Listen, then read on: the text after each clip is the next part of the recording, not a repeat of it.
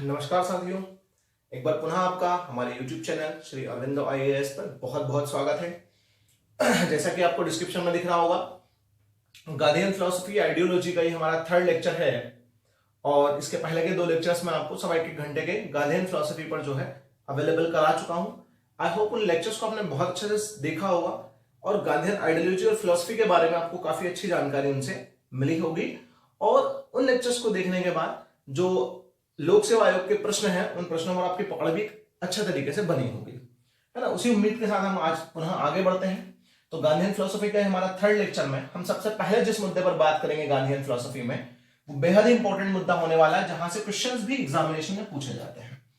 देखिए, Gandhian philosophy का अगला concept ends and means doctrine, है ना। अब हम जिस पर बात करने वाले हैं वो कौन सा हमारा कंसेप्ट है, एंड्स एंड मीन्स डॉक्ट्राइन पर। ठीक है, एंड्स एंड मीन्स डॉक्ट्राइन क्या है? एंड्स एंड मीन्स डॉक्ट्राइन ये है कि साध्य साधन सिद्धांत, साध्य साधन सिद्धांत या फिर साधन साध्य सिद्धांत, जो भी लोग इसे बोलते हैं वो आप देख लीजिएगा, लेकिन दोनों वर्ड यहां पर कॉमनली आते हैं, साधन और साध्य सिद्धांत। ठीक, तो एंड्स एंड मीन्स डॉक्ट्राइन, इसका मतलब क्या है? देखिए, एंड्स और मीन्स, ठीक है, साधन वो तरीके, मतलब इसमें हम किसको रखते हैं, वो तरीके जिनके माध्यम से हम क्या करते हैं, किसी कार्य को करते हैं। ठीक है, मतलब हम सीधे सीधे अगर ये बोले तो कार्य को करने का तरीका, ठीक है, कार्य को करने का तरीका मतलब वे ऑफ वर्किंग। अगर मैं ये बोलूं वे ऑफ वर्किंग, वो किसके अंतर्गत आएगा? वो आएगा आपका मीन्स, मतलब साधन के अंतर्गत आएगा। Is that clear? अगर मैं बात करता हूं वे ऑफ वर्किंग की, मतलब आपका वे ऑफ वर्किंग क्या है, आप किस तरीके से किसी कार्य को अंजाम दे रहे हैं, आप किस तरीके से किसी कार्य को कर रहे हैं, वो किसके अंतर्गत आएगा? वो आएगा साधन के अंतर्गत। ठीक, बढ़ते हैं आगे।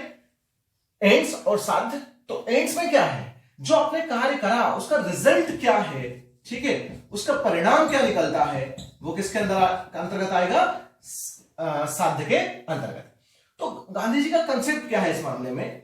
इसके मामले में गांधी जी ये बोलते हैं कि अगर आप कोई कार्य कर रहे हैं तो आपका साध्य और साधन दोनों पवित्र होना चाहिए, दोनों की पवित्रता पर बल, दोनों की पवित्रता पर बल कौन दे रहा है? गांधी जी दे रहे हैं। मतलब गांधी जी का मानना है अगर आप अच्छा आपका लक्ष्य है तो उस अच्छे लक्ष्य की प्राप्ति के लिए आपका जो साधन है, जिसके माध्यम से आप उस कार्य को संपन्न करेंगे, जिसके माध्यम से आप अपने लक्ष्य की प्राप्ति करेंगे, वो साधन भी आपका जो है पवित्र होना चाहिए। Is that clear? तो एंड्स एंड मीन्स डॉक्ट्राइन में गांधी जी का जो बल है वो एंड्स की पवित्रता पर भी है और मीन्स की पवित्रता पर भी है, मतलब साधन और साध्य दोनों की पवित्रता पर भी है। मतलब अगर बात करें तो मोर इंपोर्टेंटली, ठीक है, गांधी जी, थोड़ा सा बता दूं मैं, गांधी जी फर्मली बिलीव्ड, ठीक है, Gandhi ji firmly believed that, वो किस चीज पर बिलीव कर रहे हैं? बिलीव्ड दैट इवन इफ या इवन फॉर, ठीक है, इवन फॉर अटेनिंग, ठीक है, noble, even for attaining noble objectives, even for attaining noble objectives man have to, ठीक है, ध्यान रखिए हैव टू का यूज कर रहे हैं, man have to only adopt good means. Very very important line, only adopt good means. It is very important line. ठीक है, इसके बाद एक और लाइन में इंपोर्टेंटली आपको यहां पर जोड़ दूं कि no good can follow, no good can follow, ठीक है, क्या, किससे? From bad deeds, from bad deeds, ठीक है, ये भी एक इंपॉर्टेंट लाइन है और ये भी एक इंपॉर्टेंट लाइन है।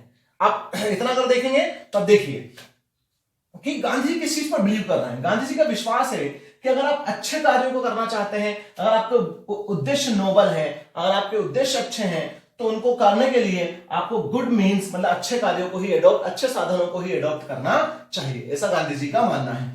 No good can follow from bad deeds, कोई भी अच्छा कार्य जो है, मतलब कोई भी जो अच्छा लक्ष्य है वो गलत कार्यों से फॉलो नहीं हो सकता, मतलब गलत कार्य जो है वो गलत ही रहेगा, ऐसा गांधी जी का मानना है। Is that clear? मतलब एक सिंपल सी बात यहां पर यह आती है कि गांधी जी साध्य और साधन दोनों की पवित्रता पर यहां पर जो है बल दे रहे हैं, बल देने का प्रयास कर रहे हैं। Is that clear? अब हम आगे बढ़ते हैं। लेकिन क्या सभी लोग इनके इस विचार से सहमत हैं? ये भी अपने आप में एक इंपॉर्टेंट बात है। या ये फिर अन्य लोगों के विचार से क्या सहमत है? ये भी अपने आप में बेहद महत्वपूर्ण बात है। ठीक, तो देखिए कुछ विचारक जो हैं इस चीज को नहीं मानते हैं, तो गांधी जी उनका खंडन करते हैं। वो विचारक कौन कौन से हैं, हम थोड़ा सा वो भी देखते हैं कि कौन कौन से विचारक इस चीज से सहमत नहीं। अगर मैं बात करूं मैकियावेली की, है ना, मैं किसकी बात करूं? अगर मैं बात करता हूं मैकियावेली की, तो मैकियावेली साहब जो हैं, ठीक है, वो इस विचार से सहमत नहीं है। मैकियावेली जी का मानना यह है कि प्रिंस जो भी करेगा वो नैतिक ही होगा। मतलब मैकियावेली जो है वो राजतंत्र पर बल देते हैं। किस पर बल देते हैं? राजतंत्र पर। इसमें वो बहुत प्रमुख किसको मानते हैं? राजा को। बहुत ज्यादा प्रमुख वो किसको मान रहा है? राजा को मान रहा है। और उनका मानना है कि प्रिंस जो भी करेगा, प्रिंस जो भी करेगा, ठीक है, वह नैतिक ही माना जाएगा, वह नैतिक ही माना जाएगा। Is that clear? मतलब उनका मानना यह है कि जो भी प्रिंस कर रहा है वो इस चीज से उन्हें कोई मतलब नहीं है। सीधी सी बात है। मतलब साधन अपवित्र भी है तो उन्हें उससे ज्यादा कोई लेना देना नहीं है। अगर वो डिसीजन प्रिंस का है तो वो क्या बोल रहे हैं कि कहीं ना कहीं वो डिसीजन सही है। मैकियावेली का इस मामले में यह विचार है। ध्यान रखिए, गांधी का विचार हमने पहले बता दिया आपको कि गांधी का विचार इस मामले में क्या है। अब मैकियावेली का यह विचार है। कुछ और विचारकों को देखते हैं कि कुछ और विचारकों का कहना क्या है। जैसे कार्ल मार्क्स का मानना क्या है? तो देखिए, पहले ही बता चुका हूं, कार्ल मार्क्स का मानना क्या है कि विषमता को समाप्त करने के लिए, मतलब इनइक्वालिटी को समाप्त करने के लिए, विषमता को समाप्त करने के लिए, क्योंकि ये सोशलिज्म चाहते थे, सोशलिज्म का जो कंसेप्ट है वो यहीं से आया है, मेन जो कंसेप्ट है, तो विषमता को दूर करने के लिए क्या करना चाह रहे हैं। अब आपने देखा होगा, जब भी अगर आप रशियन रिवॉल्यूशन को अच्छे से पढ़ेंगे, ठीक है, आप कार्ल मार्क्स के विचारों को पढ़ेंगे तो आप कार्ल मार्क्स के विचारों से भलीभांति परिचित रहेंगे। और नहीं पढ़े हैं तो आपको क्लियरली एक चीज यहां पर बता दूं कि विषमता को समाप्त करने के लिए कार्ल मार्क्स जो है वो हिंसा, ठीक है, किसको? हिंसा की जो क्रांति है, मतलब जो हिंसक क्रांति है, उस हिंसक क्रांति को नैतिक मानते हैं। क्या मानते हैं? नैतिक मानते हैं। मतलब इनका बल किस पर है? इनका बल है साध्य पर, इनका बल है एंड्स पर, कि भैया हमारा उद्देश्य पवित्र है। कार्ल मार्क्स क्या बोल रहे हैं कि हमारा उद्देश्य पवित्र है और विषमता को हमें समाप्त करना है, चूंकि जिन लोगों के पास जो अतिरिक्त धन है या जो पूंजीवादी विचारधारा के लोग हैं, उन्होंने कहीं ना कहीं शोषण ही किया है गरीब और मजदूर तबके का, और जब तक वो गरीब और मजदूर तबका हिंसा की क्रांति नहीं करेगा तब तक उसे अपने अधिकारों की प्राप्ति नहीं होगी। ऐसा किसका मानना था? कार्ल मार्क्स का मानना था। Is that clear? थोड़ा सा और आगे अगर मैं इसमें बढ़े, थोड़ा सा और आगे बढ़ते हैं। अब एक और विचार चलता है एथिक्स में, उपयोगितावादी लोग, उपयोगितावादी थ्योरी, उपयोगितावादी विचारक। तो उपयोगितावादी विचारक मतलब कि जो यूटिलिटेरियन को फॉलो करते हैं, ठीक है, यूटिलिटेरिज्म जो है उसको फॉलो करने वाले जो विचारक हैं, उनका मानना क्या है? ये अधिकतम के सुख पर बल देते हैं। किस पर बल देते हैं? अधिकतम के सुख पर बल, ठीक है, या अधिकतम के फायदे पर बल, ये इस पर बल देते हैं।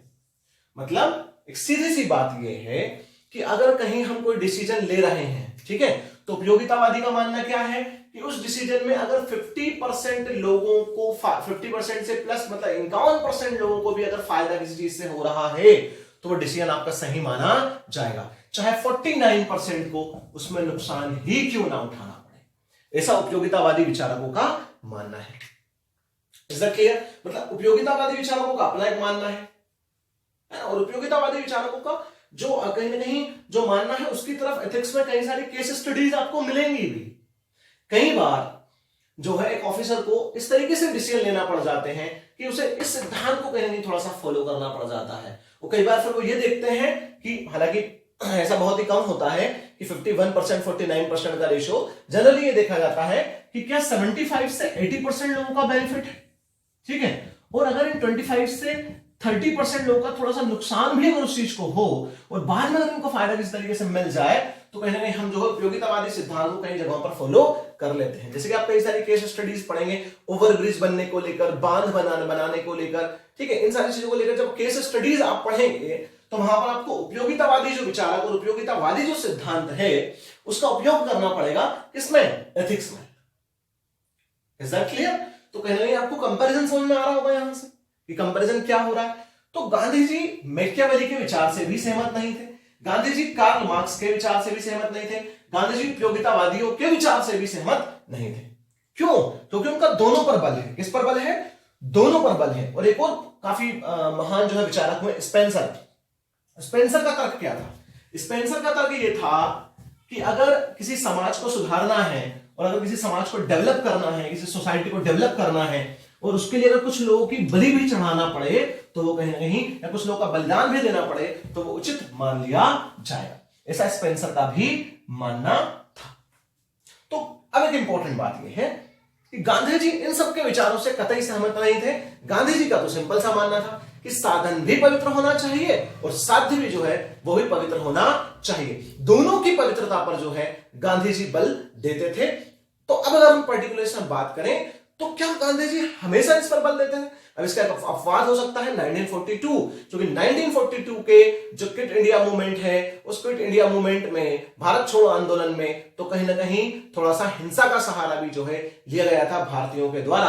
और गांधी जी उस समय चुप भी रहे थे। उन्होंने अंग्रेजों से बोला था कि तुम्हारे ही द्वारा निर्मित परिस्थितियां हैं और उन्हें तुम्हारे ही द्वारा निर्मित परिस्थितियों की वजह से ये लोग इतने मजबूर हो गए हैं कि इन्हें हिंसा का सहारा लेना पड़ रहा है। मतलब इनडायरेक्टली उन्होंने, अगर ऐसा कहा जाए तो कहीं ना कहीं हम कह सकते हैं कि हिंसा हो रही थी, लेकिन उन्होंने उसका कहीं इनडायरेक्टली उस समय विरोध ज्यादा नहीं किया। क्यों? क्योंकि उस समय की मांग थी।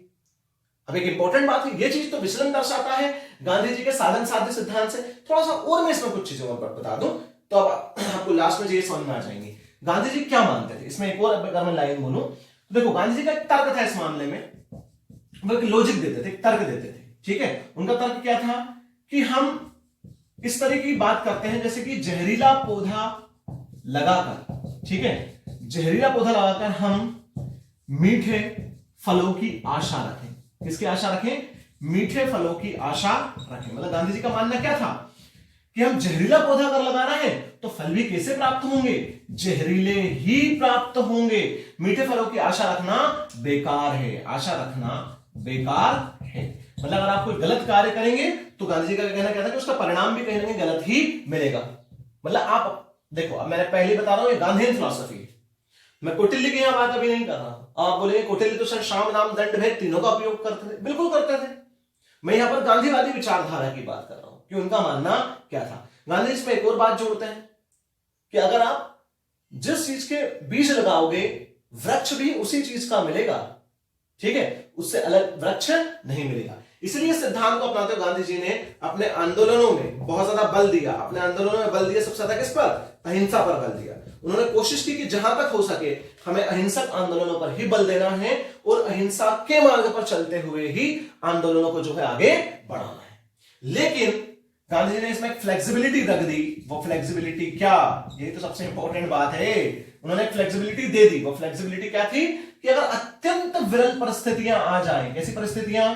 अत्यंत विरल परिस्थितियां, अत्यंत कठिन परिस्थितियां, कि जिन परिस्थितियों में, ठीक है, अत्यंत विरल परिस्थितियां आ जाएं, उन परिस्थितियों में कहीं ना कहीं आप जो है थोड़ा सा अनैतिक हो सकते हैं। ये उसी तरीके से जिस तरीके से अहिंसा में मैंने फ्लेक्सिबिलिटी आपको अपने पहले वाले लेक्चर्स में समझाई थी कि अहिंसा में भी उन्होंने फ्लेक्सिबिलिटी दी थी। अहिंसा में उन्होंने फ्लेक्सिबिलिटी क्या दी थी कि 1942 में कंडीशन ऐसी हो गई थी कि वहां पर थोड़ी सी हिंसा हुई और जिसके लिए गांधी चुप रहे, मैंने आपको बताया था।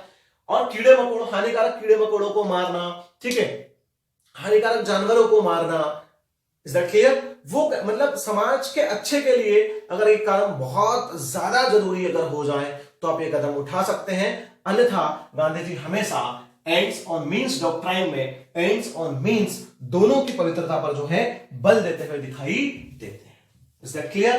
मेरे ख्याल से आई होप साथियों आपको इतनी चीजें अब जो है साधन साध्य सिद्धांत के बारे में जो है क्लियर यहां से हो गई होंगी। ठीक है, चलिए अगले विचार पढ़ते हैं गांधी जी के। नेक्स्ट अब हम बात करते हैं अबाउट नेचर। किसके बारे में? प्रकृति के बारे में। नेक्स्ट हमारा जो टॉपिक रहेगा वो है प्रकृति। ठीक है, नेचर अगर मैं बोलूं या फिर एनवायरमेंट, मैं यहां पर ये भी बोल दूं कि एनवायरमेंट मतलब पर्यावरण के बारे में गांधी जी के विचार किस तरीके के थे और गांधी जी क्या सोचते थे, है ना? ये बहुत इंपॉर्टेंट हो सकता है। नेचर के बारे में गांधी जी ने बहुत बढ़िया बातें बोली हैं और बहुत बढ़िया चीजें यहां पर जो है दिखाई भी आपको देंगी। एक पहली लाइन बहुत इंपॉर्टेंट है, मैं बता दूं गांधी जी का विचार क्या था। उनका कहना था कि प्रकृति हमारी, ठीक है, जरूरतें पूरी कर सकती है, जरूरतें पूरी कर सकती हैं, ऐसा गांधी जी का मानना था, परंतु लालच नहीं। वेरी इंपॉर्टेंट लाइन, उन्होंने क्या बोला कि परंतु लालच नहीं। Is that clear?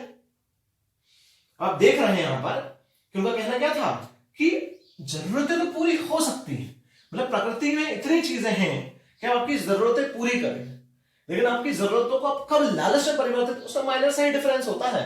हमें लगता है ये भी हमारी जरूरत है, ये भी हमारी जरूरत है, ये भी हमारी जरूरत है, और कब हमारी जरूरत को हम लालच में परिवर्तित कर देते हैं हमें समझ ही नहीं आ पाता है। तो गांधी जी का क्या मानना था कि प्रकृति आपकी जरूरतें पूरी कर देगी लेकिन लालच पूरा नहीं कर पाएगी। इसलिए गांधी जी कहीं ना कहीं इस सिद्धांत में पूंजीवाद का भी विरोध कर रहे हैं, पूंजीवाद का विरोध करते हुए दिखाई देते हैं। वो बोलते हैं कि पूंजीवाद ने प्रकृति का भी इतना ज्यादा शोषण किया है, इतना ज्यादा एक्सप्लॉयटेशन किया है, ठीक है, कि कहीं ना कहीं आने वाले समय में जो पर्यावरण प्रदूषण जैसी समस्याएं हैं उनके बारे में जो है मनुष्य को जूझना पड़ेगा। और ये बिल्कुल सही है। आज जो ग्लोबल वार्मिंग का समय चल रहा है, आज जो एनवायरमेंटल पॉल्यूशन का समय चल रहा है, ऐसी स्थितियों में कहीं ना कहीं गांधीयन जो आइडियोलॉजी है अबाउट द नेचर, ठीक है, वो बहुत ही ज्यादा रिलेवेंट हो जाती है, बहुत ही ज्यादा इंपॉर्टेंट हो जाती है, उसका सिग्निफिकेंस अपने आप में बढ़ जाता है वर्तमान परिदृश्य को देखते हो। अगर हम आज के परिदृश्य को देखें तो बिल्कुल इस चीज का जो है महत्व अपने आप में काफी बढ़ जाता है। क्यों? हम देख रहे हैं global warming day by day बढ़ रहा है, ठीक है, रेगुलर ग्लोबल वार्मिंग बढ़ रहा है, समुद्र में मतलब जल प्रदूषण बढ़ रहा है, मैं अगर डायरेक्टली कहना चाहूं वायु प्रदूषण बढ़ रहा है, ध्वनि प्रदूषण बढ़ रहा है, ठीक है, मृदा प्रदूषण बढ़ रहा है, सब तरह का प्रदूषण मनुष्य बढ़ा रहा है। क्यों? क्योंकि उसकी जरूरतें जो है लालच में कहीं नहीं तब्दील हो गई है, और जरूरतें तो पूरी हो सकती है लेकिन लालच पूरा नहीं हो सकता। उस लालच में, उस पूंजीवाद के अंधाधुंध दौड़ में वो इतना ज्यादा आगे निकल चुका है, अपने निजी हितों को वो इतना ज्यादा महत्व देने लगा है कि कहीं ना कहीं एनवायरमेंट को वो भूल ही गया है। तो गांधी जी ने कहीं ना कहीं एनवायरमेंटल नैतिकता पर भी बल दिया है। It is very very important concept कि अब, और यहां पर वही चीज कहीं ना कहीं आ जाती है साधन साधे सिद्धांत वाली कि प्रकृति के लिए भी आप जो कुछ कर रहे हैं प्रकृति आपको वो रिटर्न भी देगी, और प्रकृति दे रही है। कई जगहों पर सुनामी आना, ठीक है, भूकंप आना, ये सब क्या है? ये हालांकि ज्योग्राफिकल चेंजेस हैं, लेकिन अगर इन सब चीजों की अगर हम पर्टिकुलर बात करें तो इनकी वजह से जो प्रदूषण की वजह से जो समस्याएं बढ़ रही हैं, हालांकि वो तो ज्योग्राफिकल चेंजेस है, मेरे ख्याल से उनका रेफरेंस देना इतना उचित नहीं होगा क्योंकि वो तो पहले से ही चले आ रहे हैं। लेकिन अगर प्रदूषण के कारण जो समस्याएं बढ़ी हैं, आज लोग बीमार हो रहे हैं प्रदूषण की वजह से, दिल्ली की स्थिति क्या है आप देख ही रहे हैं, तो इन सब की वजह से जो समस्याएं उत्पन्न हुई है, तो हम क्या कर रहे हैं? प्रकृति के साथ हम जैसा कर रहे हैं प्रकृति हमें बदले में वैसा ही कहीं ना कहीं दे भी रही है। ये भी अपने आप में एक इंपॉर्टेंट बात है, ठीक है। तो कहीं ना कहीं जो है महात्मा गांधी इस मामले में क्या बोल रहे हैं कि जरूरतें पूरी कम कैसे की जाए, इसलिए महात्मा गांधी ने पूंजीवाद और औद्योगिकरण के युग में बहुत ज्यादा बल दिया है, ठीक है, स्वावलंबी ग्रामीण अर्थव्यवस्था पर। उन्होंने स्वावलंबी ग्रामीण अर्थव्यवस्था को इसीलिए प्रोत्साहित किया है कि मनुष्य जितना आत्मनिर्भर होगा, जितना स्वावलंबी होगा, कहीं ना कहीं उसकी जरूरतें भी उतनी ही कम होंगी और वो उसी हिसाब से जो है अपनी जरूरतों को कम कर जो है कार्य करेगा। Is that clear? बढ़ते हैं आगे अगले कंसेप्ट की तरफ गांधीयन फिलॉसफी में। तो नेक्स्ट वेरी इंपॉर्टेंट कंसेप्ट जहां से क्वेश्चन मेंस के एग्जामिनेशन में बनते भी हैं वो है, और जिसका रेफरेंस भी लगता है, ऐसे राइटिंग में भी उसका रेफरेंस आ सकता है, ठीक है, धर्म और अध्यात्म वाले पोर्शन में। मैं पहले बता रहा हूं कि ये टॉपिक कहीं नहीं ऐसे राइटिंग से भी जुड़ के चलेगा, इसलिए चीजें आपको ध्यान अच्छे से यहां पर रखनी है। चलिए अगला कंसेप्ट है धर्म एवं राजनीति। वेरी इंपॉर्टेंट, धर्म एवं, ठीक है, राजनीति का संबंध किसके अकॉर्डिंग? गांधी जी का के अकॉर्डिंग, ठीक है। इन दोनों में क्या रिलेशन है ना? रिलेशन बिटवीन, ठीक है, रिलीजियन एंड पॉलिटिक्स। अब यहां पर क्या गांधी जी समझाना चाह रहे हैं वो हम थोड़ा सा देख लेते हैं। देखिए अब एक इंपॉर्टेंट बात आप ये सुनते हैं, एक कथन होता है गांधी जी का, वो है कि धर्मविहीन राजनीति मृत देह के समान है। तो यहां से आप कंफ्यूज हो सकते हैं, धर्मविहीन राजनीति मृत देह के समान है, ऐसा गांधी जी का कंसेप्ट है। अब एक इंपॉर्टेंट बात यह है कि अगर ये कंसेप्ट है तो क्या गांधी जी राजनीति में सीधे सीधे धर्म को डाल रहे हैं? क्या वो राजनीति में धर्म को ला रहे हैं? मतलब क्या गांधी जी सांप्रदायवाद को बढ़ा रहे हैं? इससे तो यह हो सकता है, ऐसा बिल्कुल भी नहीं है। क्यों? क्योंकि सबसे पहले गांधीयन फिलॉसफी के अकॉर्डिंग, गांधी जी के अकॉर्डिंग धर्म के अर्थ दो हैं। वो धर्म के अर्थ दो अर्थ लेकर चलते हैं गांधी जी, ठीक है। धर्म के कितने अर्थ लेकर चल रहे हैं? दो अर्थ लेकर चल रहे हैं। धर्म के दो अर्थों में वो बात करते हैं, एक तो बात करते हैं वो पंथ या संप्रदाय की। एक वो किसकी बात कर रहे हैं? पंथ या संप्रदाय की बात कर रहे हैं। और एक जगह वो बात कर रहे हैं धर्म की नैतिकता की, है ना। एक जगह वो किसकी बात कर रहे हैं? धर्म की नैतिकता की बात कर रहे हैं, मॉरलिटी की बात कर रहे हैं। वो उसकी मॉरलिटी पर बल दे रहे हैं। वेरी इंपॉर्टेंट बात है। और मैंने बताया कि गांधीयन फिलॉसफी में नैतिकता केंद्र में है अपने, हर जगह आपको नैतिकता पर कहीं ना कहीं बल दे रहा है। तो गांधी जी पंथ या संप्रदाय के मामले में क्या बोलना चाह रहे हैं वो हम देखते हैं थोड़ा सा।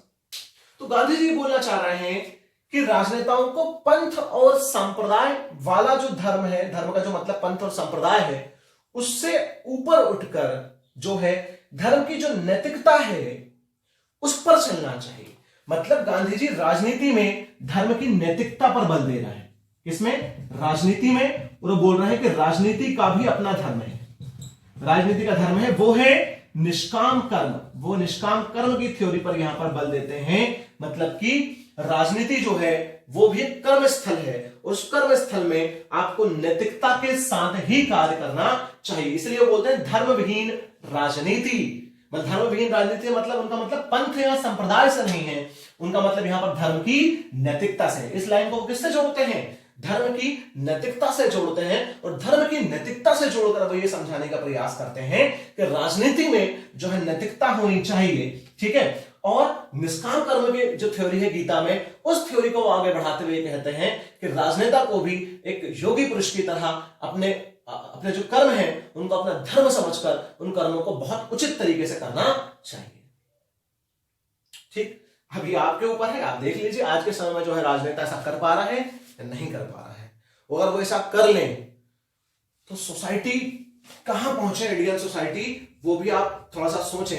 देखिए, विचार करना, सोचना बहुत जरूरी है। आपकी थिंकिंग अप्रोच आपको बढ़ानी पड़ेगी चीजों को सोचने के लिए। आप सोचिए चीजों को कि ये जो इतनी अच्छी बातें हैं, मतलब हम अगर बात करें वेस्टर्न फिलोसोफर की, अगर हम बात करें पश्चिमी दर्शन की, तो हमने पश्चिमी दर्शन से काफी कुछ सीखा है, नो डाउट। लेकिन क्या हमारे दर्शन में वो चीजें नहीं थी? बिल्कुल, हमारे दर्शन में भी जबरदस्त चीजें भरी पड़ी हुई हैं। अगर आप गीता में निष्काम कर्म थ्योरी को अगर आप पढ़ेंगे और राजनेता अगर उसको थोड़ा भी फॉलो कर रहे हो, बहुत ज्यादा फॉलो करने की बात नहीं कर रहा हूं मैं, थोड़ा सा उसको फॉलो करने की बात कर रहा हूं, क्योंकि अपनी जरूरतें, अपना जीवन कंफर्टेबल तरीके से जीना बिल्कुल सही बात है, बिल्कुल उचित है, जीना भी चाहिए। क्योंकि एक सिंपल सी बात है कि भूखे पेट भजन नहीं हो सकते, ये तो बिल्कुल सही है।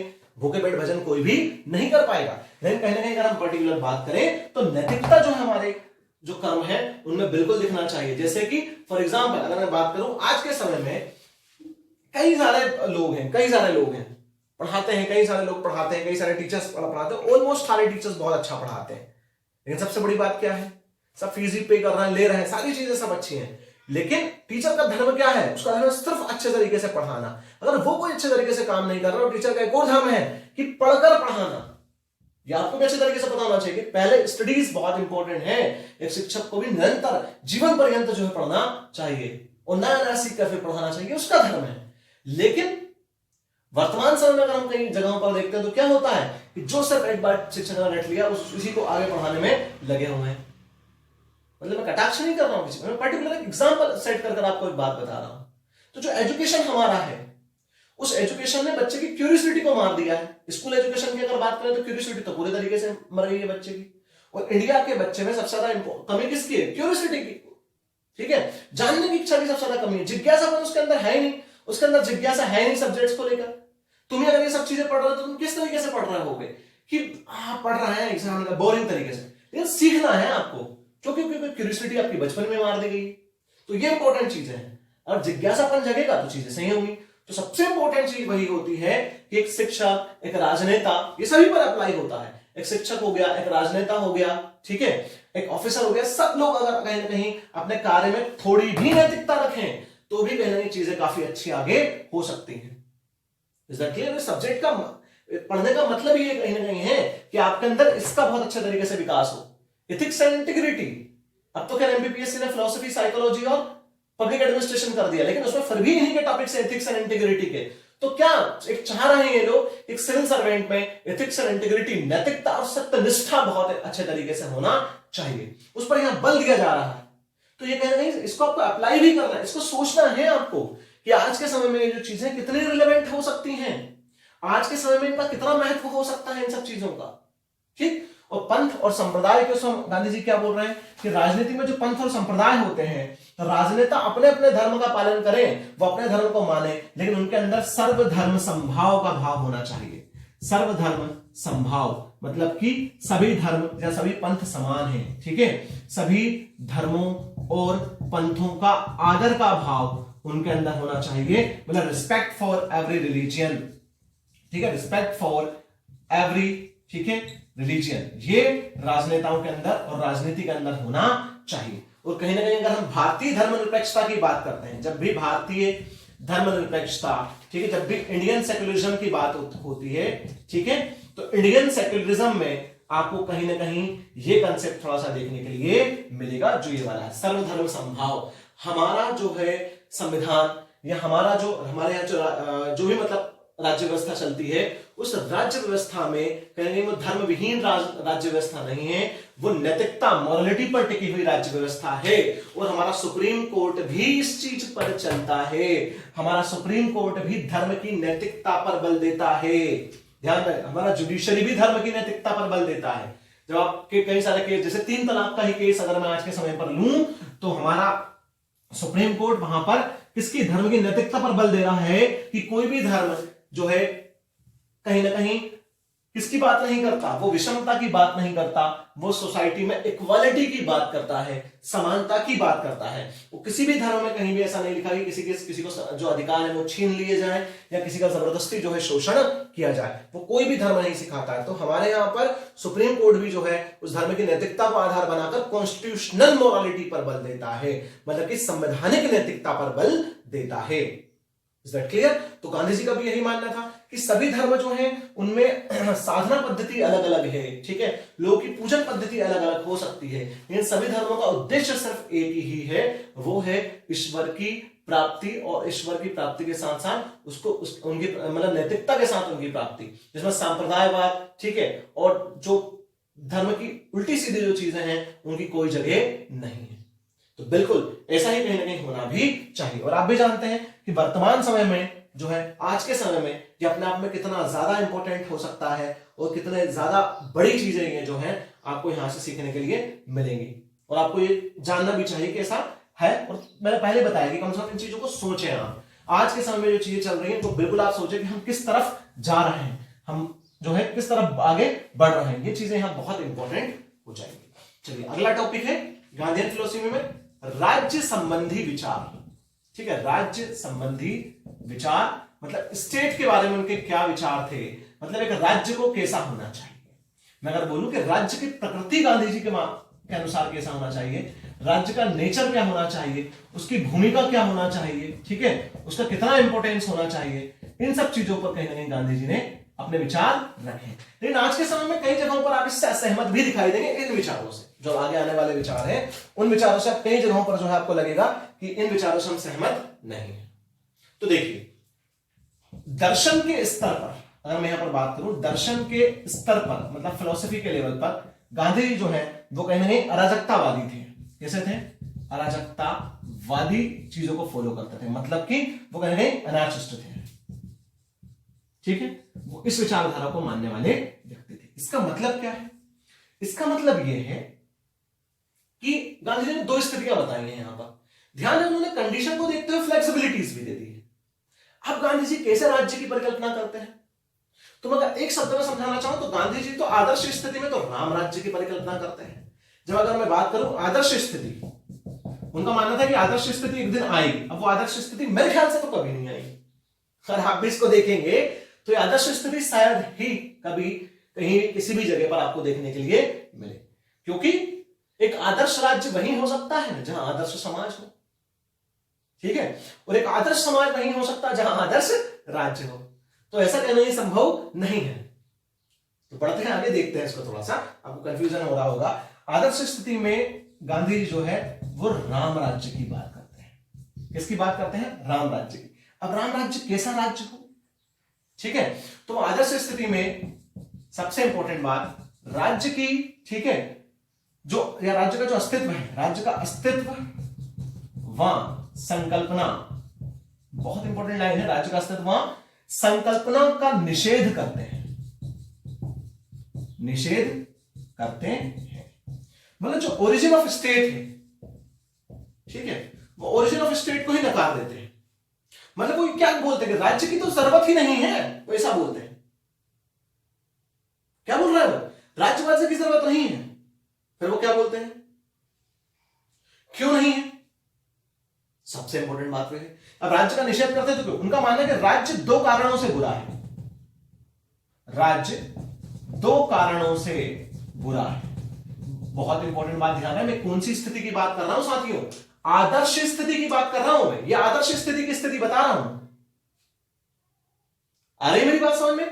मैं आदर्श स्थिति की बात कर रहा हूं।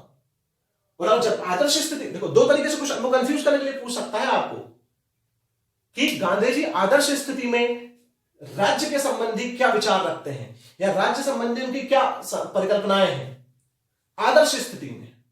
और वो एक और क्वेश्चन कर सकता है कि आदर्श स्थिति तो है नहीं, है ना, तो आदर्श स्थिति को हटाकर गांधी जी ने किस तरह के राज्य की परिकल्पना की? वर्तमान परिदृश्य को देखते हैं, उनके समय में जो परिदृश्य थे कि जब तक कहेंगे आदर्श स्थिति नहीं आ जाती है, ये भी आगे आप पढ़ेंगे कि जब तक ये कंडीशनली बात कर रहा है, ये कैसी बात है? ये कंडीशनली बात है कि जब तक आदर्श स्थिति नहीं आ जा, जब तक आदर्श स्थिति नहीं आ जाएगी उसके बाद हम क्या करेंगे? तो वो तो मैं भी समझाना ही रहा हूं। मैं भी क्या बोल रहा हूं? आदर्श स्थिति में। तो आदर्श स्थिति में राज्य दो कारणों से गांधी जी बुरा मानते हैं। वो रोज दो कारणों से बुरा क्यों मानते हैं, ध्यान समझिएगा आप बात को, ठीक है, क्योंकि ये कंसेप्ट उनकी नीति मीमांसा से जुड़ा है। किससे जुड़ा है? नीति मीमांसा से, ठीक है। तो यहां पर गांधी जी दो कारणों से राज्य को इसलिए बुरा मानते हैं। पहला कारण गांधी जी का क्या है कि राज्य अगर होगा, गांधी जी क्या बोल रहे हैं कि अगर राज्य होगा, थोड़ा सा मैं इसको ऊपर बता देता हूं, इतनी चीजें क्लियर है तो ध्यान रहे, हेडिंग क्लियर होना चाहिए। आइडियल सिचुएशन की बात चल रही है, आदर्श स्थिति की बात चल रही है राज्य के मामले में, है ना। तो आदर्श स्थिति में गांधी जी क्या बोल रहे हैं भाई? आदर्श स्थिति में गांधी जी बोल रहे हैं कि राज्य दो कारणों से बुरा है, दो कारणों से बुरा, ठीक है। किन दो कारणों से बुरा है? पहला कारण तो ये है कि अगर राज्य होगा, ठीक है, तो उस राज्य की नींव जो है वो कहीं ना कहीं उसमें हिंसा भी शामिल होगी। इसको कंट्रोल करने के लिए पुलिस भी होगी, ठीक है, इसको कंट्रोल करने के लिए सेना भी होगी, जो भी कहीं ना कहीं हिंसा का रास्ता अपनाएगी। तो ये उनके अहिंसा के आदर्श के विपरीत है। ये किसके विपरीत है? अहिंसा के आदर्श के विपरीत। अब आप सोचेंगे ये तो पॉसिबल ही नहीं है, तो बिल्कुल नहीं है पॉसिबल। मैंने पहले बताया आदर्श स्थिति लाना पॉसिबल नहीं है, तो इस विचार से आप बिल्कुल सहमत नहीं होंगे, क्योंकि जो आज का युग चल रहा है, जो आज का वैश्वीकरण का युग है, और जो आज का सामाजिक परिदृश्य है, जो आज की सोसाइटी है, उस सोसाइटी में जो बढ़ता हुआ क्राइम है, या सोसाइटी में जो एक आदर्श समाज तो है नहीं, ठीक है, जो समाज में हम ये कह सकते हैं इंटॉलरेंस बढ़ रहा है, लोगों में टॉलरेंस नहीं है, आपस में झगड़े कर लेते हैं, आपस में लड़ाई कर लेते हैं, ठीक है, वापस में एक दूसरे के मौलिक अधिकारों का उल्लंघन कर देते हैं, कई सारी चीजें आप आपस में देख रहे हैं, इसको मुझे बहुत ज्यादा एलिब्रेट करने की जरूरत बिल्कुल नहीं है। तो उस स्थिति में कहीं ना कहीं मनुष्य को, क्योंकि मनुष्य स्वभाव से, देखिए आजादी तो हर मनुष्य को प्रिय है। गांधी जी यहाँ पर आत्म आजादी की बात कर रहे हैं, आजादी सबको प्रिय, लेकिन आजादी उस सीमा तक कि जब किसी और की स्वतंत्रता का जो है हम कहीं ना कहीं मखौल ना दें, मजाक ना दें, उसके अधिकारों का हम हनन ना कर दें, वहां तक आजादी बिल्कुल सही है। लेकिन आपकी आजादी की वजह से अगर किसी और को नुकसान हो रहा है तो वो आजादी कहीं ना कहीं थोड़ी सी गलत हो जाती है। आ रही बात समझ में? ठीक, तो इन सब चीजों की वजह से क्या होगा कि इन सब चीजों की जरूरत पड़ेगी। तो आदर्श स्थिति जो है वो तो लाना संभव नहीं है, लेकिन फिर भी अगर हम देखें गांधी जी के विचार तो ये उनके अहिंसा के आदर्श के विपरीत है, इसलिए इसको गलत मानते हैं। दूसरा, किस कारण से बुरा है, ठीक है। अब राज्य क्या करता है? राज्य अगर होगा तो राज्य सभी को, ठीक है, एक जैसे सांचे में बांधता है, क्योंकि उसके कानून एक जैसे होते हैं। राज्य सभी को एक जैसे, ठीक है, सांचे में बांधता है। क्यों? क्योंकि कुछ कानून राज्य जो बनाता है, जो कुछ कानून राज्य बनाएगा, ठीक है, वो कानून सभी के लिए होंगे, सभी के लिए होंगे। जैसे कि अभी यूनिफॉर्म सिविल कोड पर चर्चा चल रही है, यूसीसी, यूनिफॉर्म सिविल कोड, तो वो तो सभी के लिए बराबर हो जाएगा। तो जो कानून और नियम है वो सभी लोगों के लिए बराबर होंगे। तो गांधी जी क्या बोल रहे हैं कि वो एक जैसे सांचे में बांधता है, ठीक है। तो गांधी जी क्या बोल रहे हैं कि इससे व्यक्तियों की जो आत्मिक स्वतंत्रता है वो बाधित होगी। आत्मिक स्वतंत्रता बाधित, आत्मिक स्वतंत्रता बाधित होगी, जो सही नहीं है। गांधी जी का ऐसा मानना था। Is that clear? तो इन दो कारणों से गांधी जी जो है आदर्श स्थिति में राज्य की संकल्पना को थोड़ा सा बुरा मानते हैं। तो फिर गांधी जी क्या चाहते हैं, ये भी एक इंपॉर्टेंट बात है। अगर ऐसा हो तो फिर क्या हो? तो आदर्श स्थिति में मैंने पहले बताया गांधी जी अराजकतावादी विचार रखते हैं इस मामले में। अब अराजकतावादी विचार में क्या विचार रखते हैं, एनालिसिस में क्या विचार रखते हैं, वो थोड़ा सा देख लेते हैं। तो गांधी जी का अराजकतावाद किससे रिलेटेड है? अराजकतावाद, ठीक है, अराजकतावाद, गांधी का अराजकतावाद। अगर हम इसकी पर्टिकुलर बात करें तो गांधी का अराजकतावाद रिलेटेड है शांति और धर्म से सुसंगत। किससे रिलेटेड? शांति व धर्म की नैतिकता से सुसंगत, धर्म की नैतिकता से सुसंगत होना चाहिए। पहली बात तो ये, ठीक है। अब सिंपल सी बात है, यहां पर वो मार्क्सवादी विचारधारा के समर्थक नहीं है, मार्क्सवादी नहीं, उनका सिंपल सा मानना मार्क्सवादी नहीं होना चाहिए, अहिंसा पर डिपेंड होना चाहिए। एक सीधी सी बात है, अहिंसा यहां पर सबसे इंपॉर्टेंट बात रहेगी। मतलब हिंसा का समर्थन वो यहां पर नहीं करते हैं। और वो यहीं पर क्या बोलते हैं? राम राज्य की संकल्पना देते हैं। और राम राज्य की संकल्पना में क्या? राम राज्य की संकल्पना में वो ये मानते हैं कि अगर, ठीक है, क्या बोलते हैं कि राम राज्य की संकल्पना में अगर राज्य नहीं तो सामाजिक व्यवस्था कैसी? इस पर अगर बात करूं तो आपको समझ में आ जाएगा। अभी क्वेश्चन यहां से उठता है, मैं क्वेश्चन बता देता हूं कि राज्य नहीं तो सामाजिक, थोड़ा सा कंफ्यूजन हो सकता है दिमाग में आपके। अब क्यों? अब जाकर थोड़ा सा कॉम्प्लिकेटेड मामला है, लेकिन मेरे ख्याल से लाइन बाय लाइन अगर समझ रहे होंगे तो चीजें बहुत अच्छे से आपको क्लियर भी होंगी, है ना। राज्य नहीं तो सामाजिक व्यवस्था कैसे, सामाजिक व्यवस्था कैसी हो, ये गांधी जी के अनुसार बता रहा हूं। ये क्वेश्चन हमारे सामने रहेगा। तो अब अगर इस स्थिति में अगर हम बात करें तो गांधी जी के अनुसार सामाजिक व्यवस्था कैसी होनी चाहिए? गांधी जी सबसे पहले ऐसा बात करते हैं प्रबुद्ध अराजकता की। प्रबुद्ध अराजकता, इसका मतलब क्या? प्रबुद्ध का मतलब क्या? जिस व्यक्ति को ज्ञान जबरदस्त तरीके से हो, अर्थात इसका मतलब अर्थात हर व्यक्ति उच्च स्तर पर जीवन जिए, हर व्यक्ति उच्च स्तर पर जीवन जिए। मतलब क्या है? मतलब ये कि उच्च नैतिक आदर्शों पर जीवन जिए। क्या ये संभव है? उच्च नैतिक आदर्शों पर जीवन जिए, इज दैट क्लियर? और जब उच्च नैतिक आदर्शों पर जीवन जिएगा, ठीक है, और आर्थिक आवश्यकताएं संतुष्ट उसकी होंगी तो नैतिक विकास पर्याप्त होगा। अब गांधी जी क्या बोल रहे हैं कि आर्थिक संतुष्टि रखें, जरूरत है अपनी कम कर, और इसमें भी वो कहेंगे नैतिकता रखें। Is that clear? और इसी के साथ साथ जो है कहीं ना कहीं क्या करेंगे कि यहां पर भी नैतिकता, यहां पर भी नैतिकता, मतलब हर मामले में वो नैतिकता रखे, हर मामले में नैतिकता रखे। मतलब क्या हो रहा है इस चीज का? मतलब सीधी सीधी सी बात है, यहां पर गांधी जी इन सबको मिलाकर एक आदर्श व्यक्ति और आदर्श समाज की बात कर रहे हैं। आदर्श व्यक्ति की बात कर रहे हैं और आदर्श समाज की बात कर रहे हैं। तो उनका कंसेप्ट अब क्या है आप वो समझिए कि आदर्श व्यक्ति और आदर्श समाज होगा तो उस व्यक्ति पर सामाजिक दबाव भी इतना ज्यादा होगा कि वो छोटे मोटे अपराध भी इतनी आसानी से नहीं करेगा। अगर उसने छोटे मोटे अपराध करे भी तो कहीं ना कहीं सामाजिक दबाव में आकर जो है उसको उस चीज का जो है फल भोगना पड़ जाएगा। और दूसरी बात यह है कि वो बड़े अपराध करने का नहीं सोचेगा। क्यों? क्योंकि यहां पर हर व्यक्ति नैतिकता के उच्च स्तर पर जीवन यापन कर रहा है। अब आपको लग रहा होगा ये कैसे हो सकता है? आदर्श समाज आज के समय में तो उसकी परिकल्पना करना ही झूठा है। क्यों झूठ बात है? क्यों? क्योंकि कहीं ना कहीं वर्तमान समय में जो व्यक्ति है, व्यक्तिवाद कितना ज्यादा बढ़ चुका है, इतना ज्यादा व्यक्तिवाद बढ़ चुका है कि व्यक्ति हर जगह कहीं ना कहीं अपना फायदा ढूंढने की कोशिश करता है। वो हर जगह कहीं ना कहीं जो है नैतिकता खोता जा रहा है। उस स्थिति में ये स्थिति लाना बिल्कुल संभव नहीं। और जब गांधी जी जीवन यापन कर रहे थे, जब उनका मतलब जो है आंदोलन वगैरह सब चल रहे थे, उस समय भी ये स्थिति तो नहीं थी, आदर्श समाज तो नहीं था। फिर उन्होंने ऐसा कैसे सोचा? उन्होंने ये चीजें अपने विचार के अनुसार बताई कि अगर ऐसा कुछ रहेगा और अगर आदर्श व्यक्ति और आदर्श समाज हो जाएगा तो आदर्श समाज में राज्य का अस्तित्व ना भी रहे तो कोई दिक्कत नहीं है। फिर उन्होंने क्या बोला, ऐसी स्थिति में अगर कोई विपरीत परिस्थितियां आएंगी, ठीक है, तो उस विपरीत, जैसे मान लो युद्ध ही हो गया, उस युद्ध की स्थिति में प्रत्येक व्यक्ति अपने जो है आत्मसम्मान और अपनी चीजों के लिए खुद लड़ेगा, उनका ऐसा मानना था। हालांकि आपको लग रहा होगा कि ये तो बहुत परे बातें चल रही हैं, लेकिन अभी गांधी जी के विचार थे, मैं क्या कर सकता हूं, मुझे बताना ही पड़ेगा। तो प्रत्येक व्यक्ति जो है अपनी स्वतंत्रता को बचाने के लिए युद्ध लड़ेगा और प्रत्येक व्यक्ति जो है अपने लिए एक सैनिक की भूमिका निभाएगा, ऐसा गांधी जी का मानना था। और जो गांव की व्यवस्था थी वो सामाजिक ताने बाने से बनी रहेगी, ऐसा गांधी जी का मानना था। लेकिन एक और चीज उन्होंने बोली कि यह आदर्श समाज बनाना आसान तो नहीं है और आदर्श समाज अभी है भी नहीं, लेकिन उनका एक विश्वास था कि एक दिन राम राज्य आएगा। अब वो कब और कैसे आएगा ये उन्होंने क्लियर बोला है कि ये उन्हें भी नहीं पता है।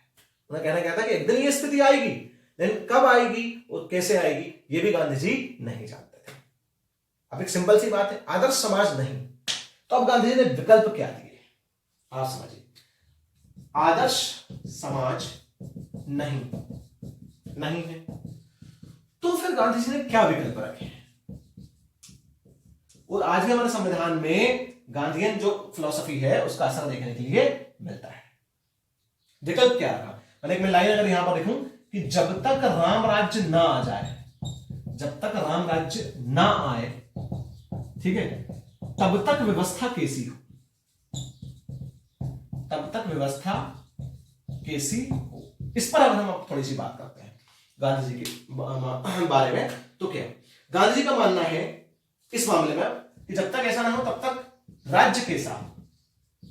अब उनके विचार क्या थे? पहला उनका इंपॉर्टेंट बात कि राज्य की शक्तियां, वेरी इंपॉर्टेंट लाइन, राज्य की शक्तियां कैसी हो, कम हो, ऐसा गांधी जी का मानना है।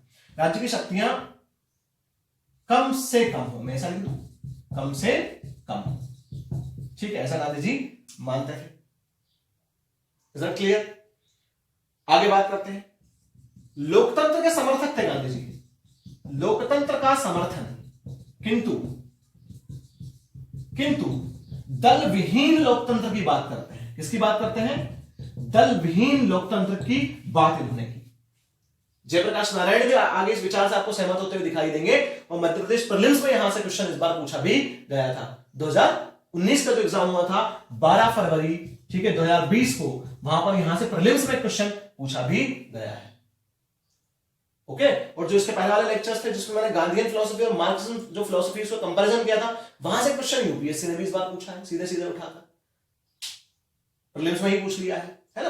तो मैंने वैचारिक चीजों से भी जो क्वेश्चन एग्जामिनेशन प्रीलिम्स में भी आ सकते हैं। तो एथिक्स के हिसाब से तो इंपॉर्टेंट है ही, लेकिन अदर जो प्रीलिम्स वगैरह के एग्जामिनेशन है उनके हिसाब से काफी कुछ इंपॉर्टेंट चीजें यहां पर होंगी। तो गांधी जी इस मामले में क्या विचार रखते थे? एक और बात करते हैं, दल विहीन लोकतंत्र कैसा। उनका मानना था कि सत्ता का जो स्थानांतरण है, ठीक है, मतलब सत्ता का जो ट्रांसफॉर्मेशन है, सत्ता का स्थानांतरण, वेरी इंपॉर्टेंट लाइन, नीचे से ऊपर की ओर होना चाहिए, नीचे से ऊपर की ओर रहे। अब इसमें एक बहुत इंपॉर्टेंट लाइन मैं आपको बता दूं, वेरी इंपॉर्टेंट लाइन, वो इंपॉर्टेंट लाइन ये है इसके माध्यम से कि गांधी जी ग्राम पंचायतों को, ठीक है, ग्राम पंचायतों को बहुत ज्यादा मजबूत करना चाह रहे थे।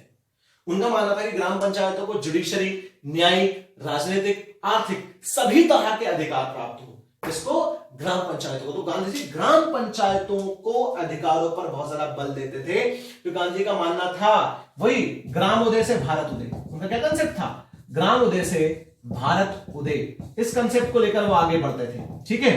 तो इस कंसेप्ट को लेकर वो आगे बढ़ते थे। तो उनका मानना क्या था कि भारत, गांधी जी का सिंपल सा मानना था कि भारत गांवों में बसता है ना, भारत की अधिकांशता जनता गांवों में बसती है, भारत के अधिकांशता लोग गांवों में रहते हैं। तो भारत का ओरिजिन ही कहीं ना कहीं गांव है और शहर तो बाद में बने हैं ना, उनका यह मानना था।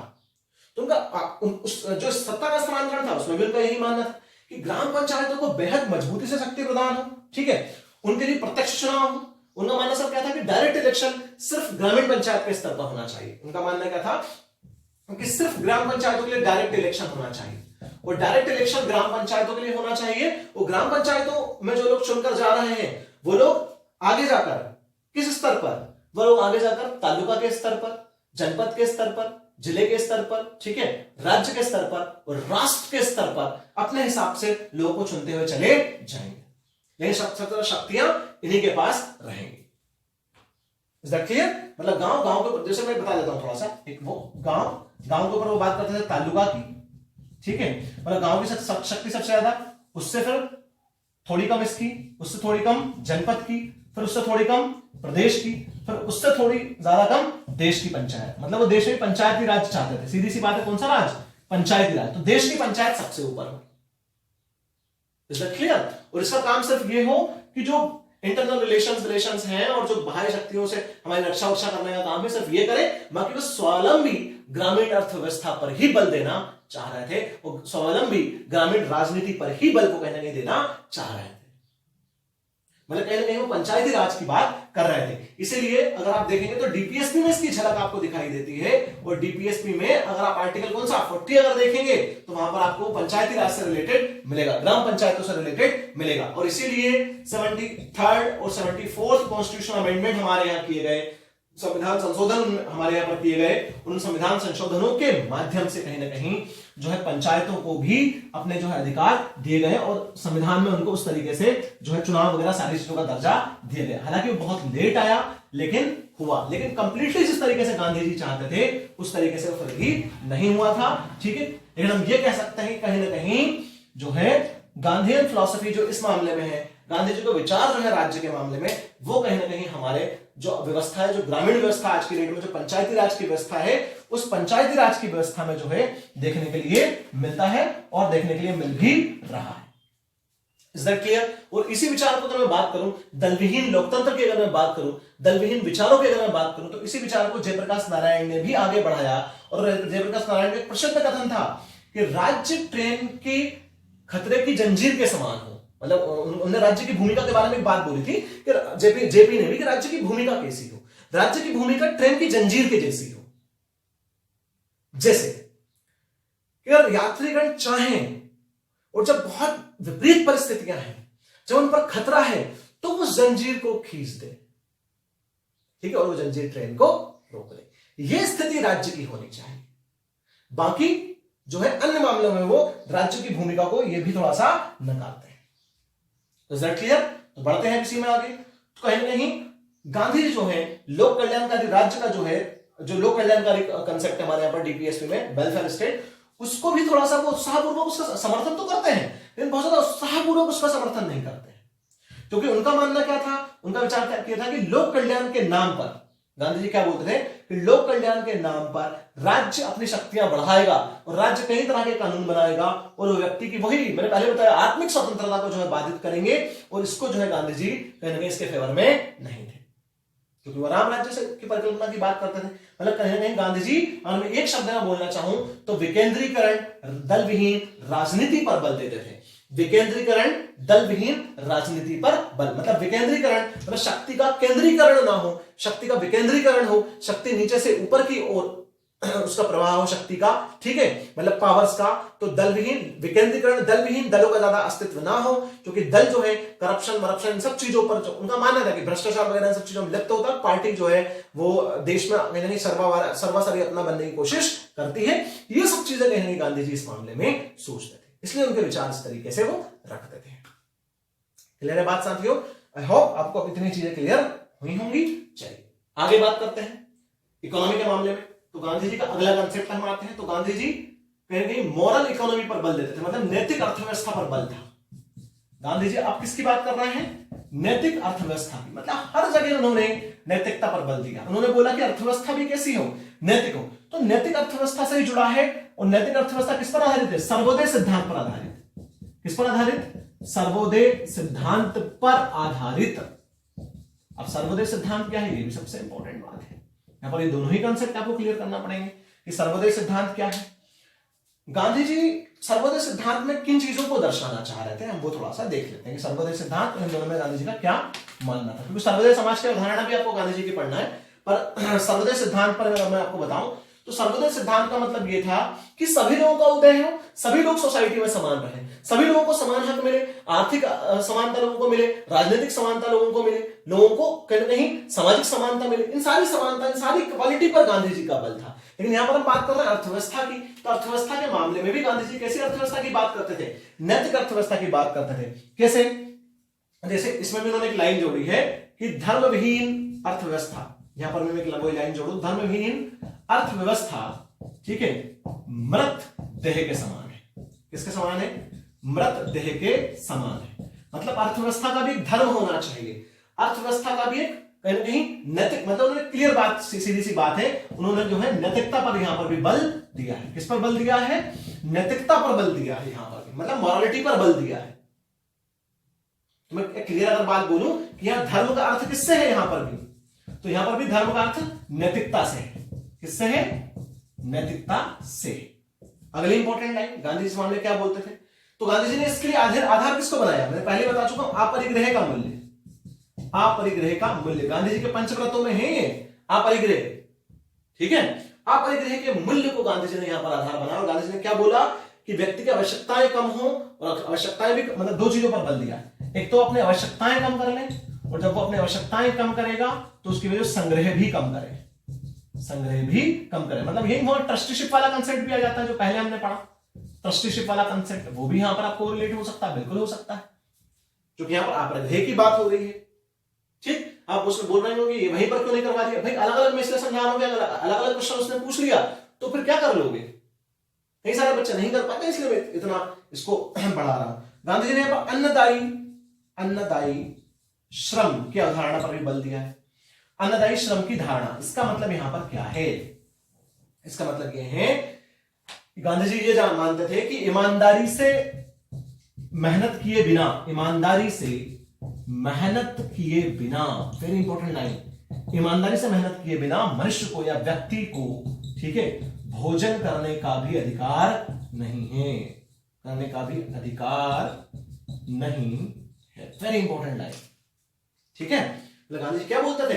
अगर आप खाना भी खा रहे हैं तो एटलीस्ट आप ईमानदारी से मेहनत करें, जब भोजन कर रहे हैं उसका मूल्य आप चुका दें, ऐसा गांधी जी का वहां पर मानना था।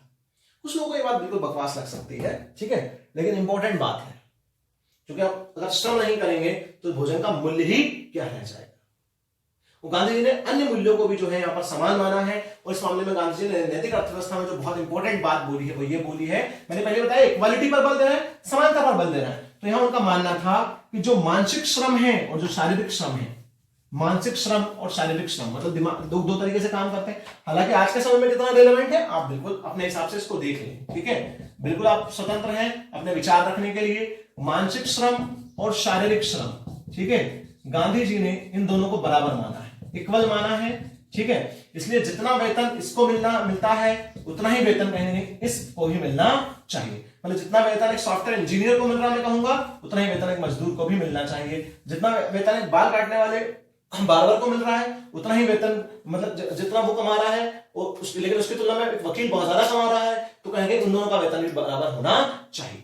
मतलब एक बार्बर जो है, मतलब एक जो नाई जो है, मैं डायरेक्ट अगर ये बोलूं वो, और एक वकील, इन दोनों का वेतन भी कहीं बराबर होना चाहिए। तो हर जगह इक्वालिटी की बात कर रहे हैं, बराबरी की यहां पर बात कर रहे हैं। लेकिन आज के समय में पूंजीवाद के युग में अवधारणा कितनी ज्यादा सही हो सकती है ये आप भी अच्छे तरीके से जानते हैं, क्योंकि पूंजीकरण और वैश्वीकरण के युग में ये चीज संभव बिल्कुल भी नहीं, ये आप भी अच्छे तरीके से जानते हैं। चूंकि एक सबसे इंपॉर्टेंट बात यह है कि मनुष्य अपने कार्यों को करने के लिए स्वतंत्र है, और वो जिस तरीके से कार्य करता है उसी तरीके से कहीं ना कहीं वो अपनी अर्निंग्स भी करता है। तो ये जो इक्वालिटी का इनका कंसेप्ट है आज के समय में कहीं ना कहीं इतना ज्यादा रिलेवेंट नहीं हो पाएगा, लेकिन फिर भी अगर हम इसकी अच्छाइयों को निकालने की कोशिश करें, ठीक है, तो कुछ जगहों पर हम देखते हैं कि ये बहुत ही ज्यादा रिलेवेंट भी हो सकता है और रहता ही है। Is that clear? I hope आपको इतनी चीजें यहां तक क्लियर हुई होंगी। चलिए आगे बढ़ते हैं इसी में। अगला कंसेप्ट क्या गांधी जी बात कर रहे हैं, चलिए सॉरी फॉर द डिस्टर्बेंस, आगे बढ़ते हैं इसी में। अगला कंसेप्ट, ठीक है, बेहद इंपॉर्टेंट, सर्वोदय समाज की अवधारणा, ठीक है, सर्वोदय समाज की अवधारणा। यहां से क्वेश्चन आए हैं मेंस के एग्जामिनेशन में, ठीक है। Concept of Sarvodaya society, concept of Sarvodaya, देखो अब आपको जितना आपने गांधीयन फिलोसफी को पढ़ा है उसमें आप देखेंगे कि आप सारी चीजें यहां पर कोरिलेटेड होंगी, हर चीज यहां से जुड़ी हुई होंगी।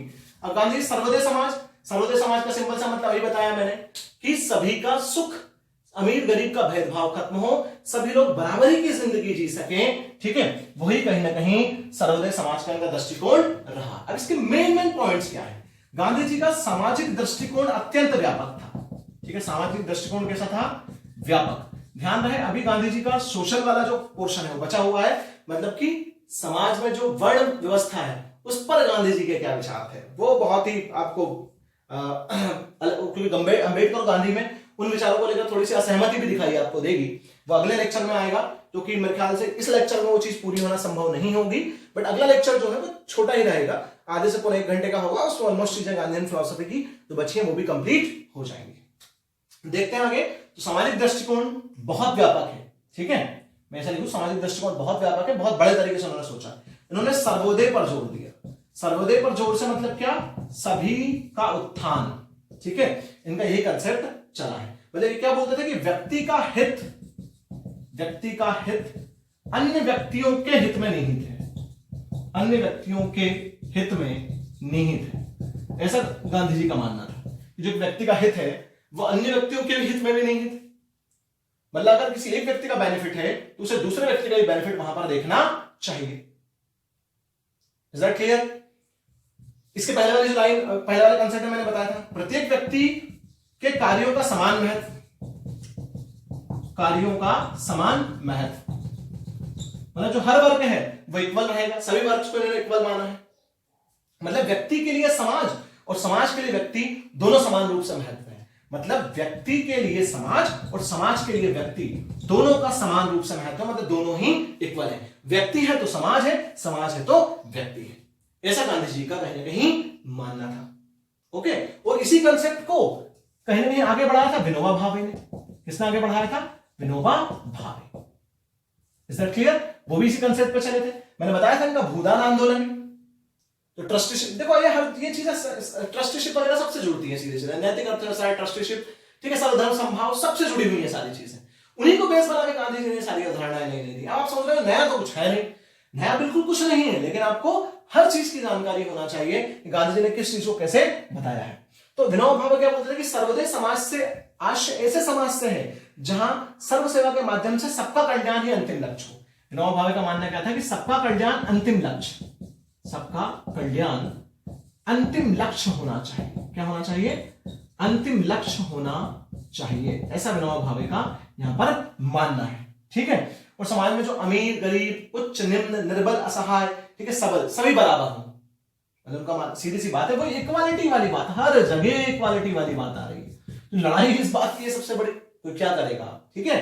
तो कहीं ना कहीं ये सब चीजें गांधी जी चाहते थे, है ना। और यही सब चीजें जो है गांधी, मैं बता दूं गांधी जी की ये सब चीजें अपने साधन साध्य सिद्धांत, साध्य साधन सिद्धांत जो है वो, ये वाला जो डॉक्ट्राइन है, ये सब इन्हीं पर बेस्ड है। क्योंकि गांधी जी अहिंसा वहिंसा सारी चीजें जो है वो यहाँ जुड़ेंगी, उस रास्ते पर चलकर नहीं, मतलब ये सब चीजें चाहिए एक समाज को, ये कहने नहीं गलत रास्ते पर चलकर नहीं, सही रास्ते पर चलकर ही जो है ये सब चीजें हमें पानी है, ठीक है। तो साधन साध्य सबकी पवित्रता पर गांधी जी यहाँ पर बल देते थे। तो गांधी जी ने इसके लिए दृष्टिकोण तो बता दिया, लेकिन उसका तरीका क्या था कि इसको कैसे पाया जा सकता है। तो गांधी जी इस सर्वोदय समाज में कैसे, किस तरीके से चीजें चाहते थे, लोग किस तरीके से अपना जीवन यापन करें और किस तरीके से लोग जो है अपने आप को आगे बढ़ाएं। तो पहली बात तो गांधी जी का मानना यह था कि जो जितने भी लोग हैं, ठीक है, सभी लोगों को कहीं ना कहीं अज्ञानता से मुक्ति दिलाना, अज्ञानता से मुक्ति, मतलब गांधी जी लोगों के एनलाइटनमेंट की तरफ बात कर रहे हैं, ठीक है। एनलाइटमेंट जो है उसकी तरफ गांधी जी कहीं नहीं जा रहे हैं, ठीक है। मतलब गांधी जी ये क्या कोशिश कर रहे हैं कि लोगों का नॉलेज बढ़े, लोगों का ज्ञान बढ़े, ठीक है। व्यक्ति कर्तव्य परायण रहे, व्यक्ति कर्तव्य परायण रहे, ये सबसे इंपॉर्टेंट गांधी जी बोल रहे हैं, है ना। और इन सब के लिए गांधी जी बुनियादी शिक्षा की बात करते हैं। बुनियादी शिक्षा मतलब कि फाउंडेशन जो एजुकेशन है, फाउंडेशनल एजुकेशन है, वो बुनियादी शिक्षा में वो दो चीजों की बात करते हैं कि पुस्तकीय ज्ञान तो हो, पुस्तकीय ज्ञान के साथ साथ रोजगार उन्मुखी ज्ञान भी हो, मतलब कि उसकी स्किल्स भी डेवलप हो। जोड़ लो इस आज के उस कंसेप्ट से स्किल डेवलपमेंट सरकार का, गांधी जी इस पर भी बल दे रहे हैं, है ना।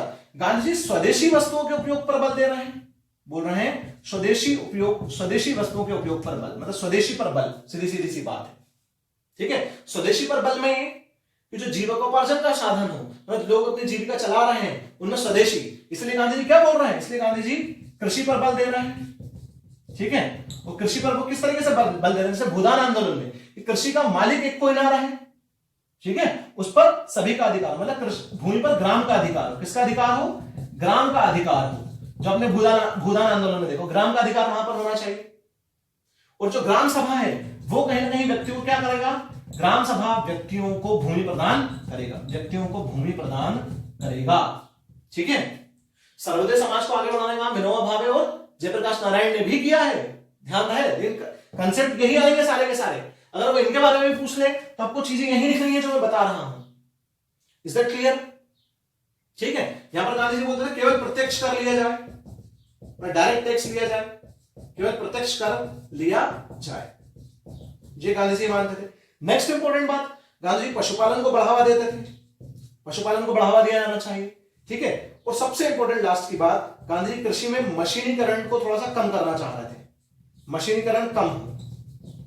आप सोचेंगे तो आज के समय में कैसे पॉसिबल हो जाए, हो पाएगा। गांधी जी मशीनीकरण को कम कर क्या करना चाह रहे थे, जो उद्योग है, ठीक है, उद्योगों में जो हस्तशिल्प उद्योग है, वो हस्तशिल्प उद्योग पर बल देना चाह रहे थे, इसलिए चरखा चलाते थे, कहीं ना कहीं इसी का संदेश रहता था, वो इस पर कहीं ना कहीं बल दे रहे हैं, तो कुटीर उद्योगों पर बल देना चाह रहे थे।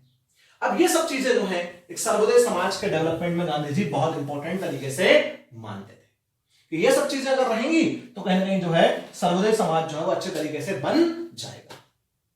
अब एक बेहद इंपॉर्टेंट बात इसमें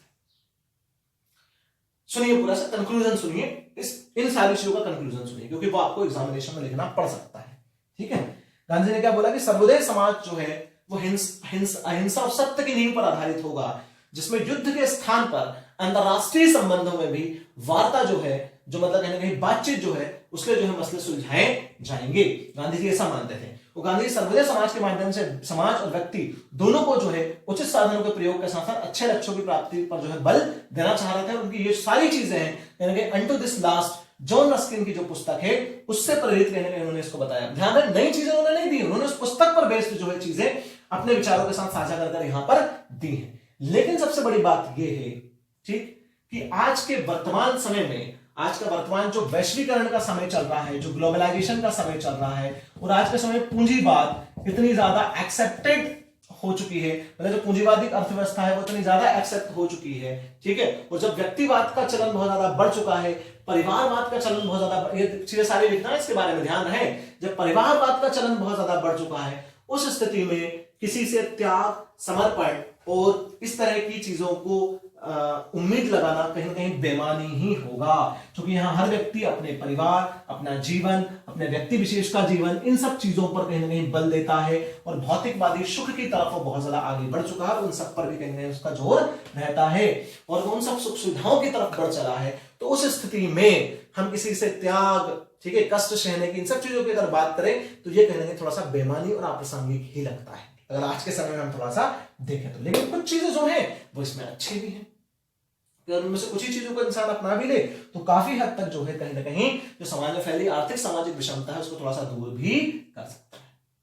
और वर्तमान समय में सर्वोदय समाज जो है गांधी जी का, उसको आगे बढ़ाने में सबसे बड़ी जो समस्या है वो क्या है, द्वेष, संघर्ष, स्वार्थ, हिंसा, ठीक है, आर्थिक साम्राज्यवाद, ये सब जो है ये सब चीजें बहुत बड़ी बाधाएं हैं। और इन सब चीजों में कहीं ना कहीं अगर हम देखें तो आज के समय में यह अवधारणा थोड़ी सी दबसी गई है। तो आप देख रहे होंगे कि कुछ कुछ जगहों पर आज के समय Gandhian philosophy, Gandhian ideology, Gandhi के विचार बहुत रिलेवेंट लगते हैं, बहुत ही रिलेवेंट हैं और है भी।